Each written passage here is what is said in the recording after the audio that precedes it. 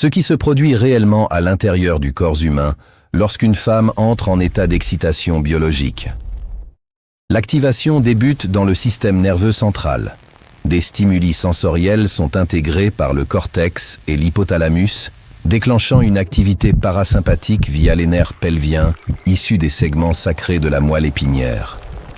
Les influx nerveux descendent vers le bassin, visibles comme des faisceaux blanchâtres, longeant les parois latérales du petit bassin, en direction des organes génitaux internes. Le flux sanguin se modifie rapidement. Les artères pudendales internes, branches de l'artère iliaque interne, augmentent leur débit. Le sang afflue dans les tissus érectiles. Le clitoris, organe majoritairement interne, apparaît comme une structure en forme de Y inversée. Son corps central, situé sous la symphyse pubienne, se prolonge par deux corps caverneux latéraux qui longent les branches ischio-pubiennes. Ces tissus spongieux se gorgent de sang, augmentant de volume et de pression interne. La paroi vaginale réagit simultanément.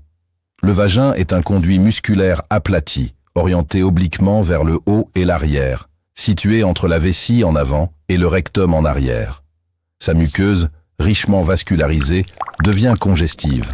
Le plasma sanguin traverse les capillaires dilatés et humidifie la surface interne par transsudation. Les plis longitudinaux, appelés rugae, s'accentuent visuellement.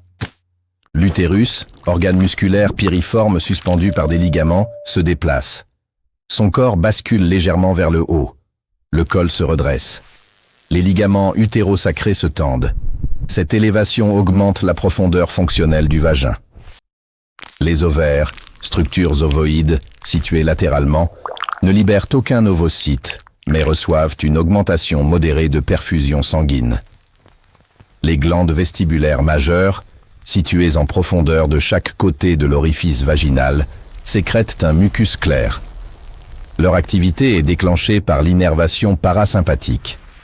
Les muscles du plancher pelvien, notamment le muscle élévateur de l'anus, augmentent leur tonus, stabilisant les organes internes.